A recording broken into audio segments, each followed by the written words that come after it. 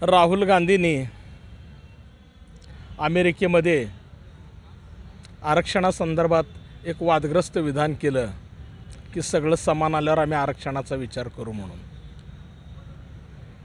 खरं तर मला एक गोष्ट आठवली, 29 सप्टेंबर 1949 साली ज्यावेळेस घटना समितीचं शेवटचं अधिवेशन होतं आणि बाबासाहेब शेवटला बोलले होते आणि बाबासाहेब म्हणाले होते की आपण हा आरक्षणाचा मुद्दा आपल्या संविधानामध्ये घातलेला आहे आणि येत्या 25 ते 30 वर्षामध्ये आपण राजकर्त्यांनी सत्ताधाऱ्यांनी आरक्षण या SC/STना इतकं जोरदार दिलं पाहिजे की त्यामध्ये त्यांची सामाजिक आणि आर्थिक उन्नती झाली पाहिजे आणि जोपर्यंत सामाजिक आणि आर्थिक उन्नती होत नाही, समानता येत नाही, तोपर्यंत लोकशाही यशस्वी होऊ शकत नाही।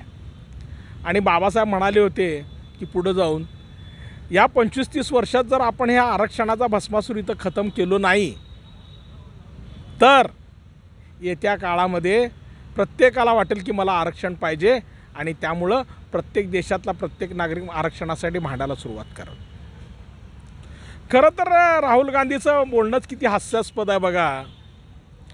1950 सालापासून ज्यावेळेस संविधान लागू झालं 26 जानेवारी 1950 सालापासून, तेव्हापासून जर आपण काँग्रेसची राजनीती बघितली तर गरिबांना कधी सुधारवायचं, SC/STंना सुधारवायचा कधीच अजेंडा नाही त्यांचा।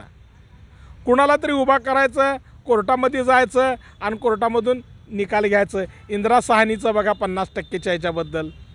दुसरी महत्त्वाची गोष्ट, दलितांच्या विरोधात सर्वात जास्त घटनादुरुस्त्या कोण केलेत तर काँग्रेसने केलेत। तिसरी महत्त्वाची गोष्ट, 2011 साली जे रिझर्वेशन इन प्रमोशन बिल आणलं गेलं, SC/STच्या रिझर्वेशन इन प्रमोशन बिल खरं तर राज्यसभेमध्ये पास झालं आणि काँग्रेसची सत्ता असताना काँग्रेसने ते बिल लोकसभेमध्ये पाडलं आणि ते पेंडिंगला ठेवलं। आज तागायत ते पेंडिंग आहे। आपल्या कुठल्या आरक्षणाचा मुद्दा त्यांनी यशस्वी केला आहे बघा तुम्ही, एक लक्षात घ्या, 2,81,000 नोकऱ्या काँग्रेसच्या काळामध्ये SC/STच्या जागा भरलेल्या नव्हत्या।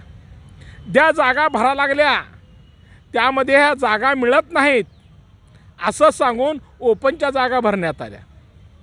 1% दलित समजला सुधारला, 1% फक्त SC आणि ST 1% सुधारला तर यांना वाटतं की हा समाज अख्खा सुधारला। हे राहुल गांधीचं बोलणं हास्यास्पद आहे।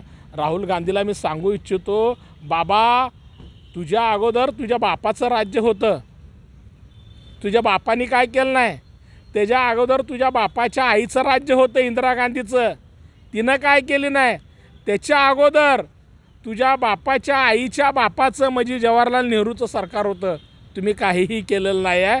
तुम्ही काँग्रेस जी सांगते की आम्ही संविधान वाचवणार ना आरक्षण वाचवणार, हे हास्यास्पद गोष्ट आहे। मित्रांनो, तुम्हाला सांगतो, जे संविधान घेऊन या लोकसभेची मतं मागून दलितांना, OBCंना आणि मुस्लिमांना फसवण्याचं काँग्रेसने पाप केलं आणि मतदान घेऊन 51 सीटवरने 99 सीटवर गेले आणि गेल्यानंतर राहुल गांधीचं जे बोलणं आहे ते हास्यास्पद आहे आणि काँग्रेसचा जो दलित विरोधी चेहरा आहे तो समोर आला आहे, त्याचा बहुजन समाज पार्टी त्याला जाहीर निषेध करते।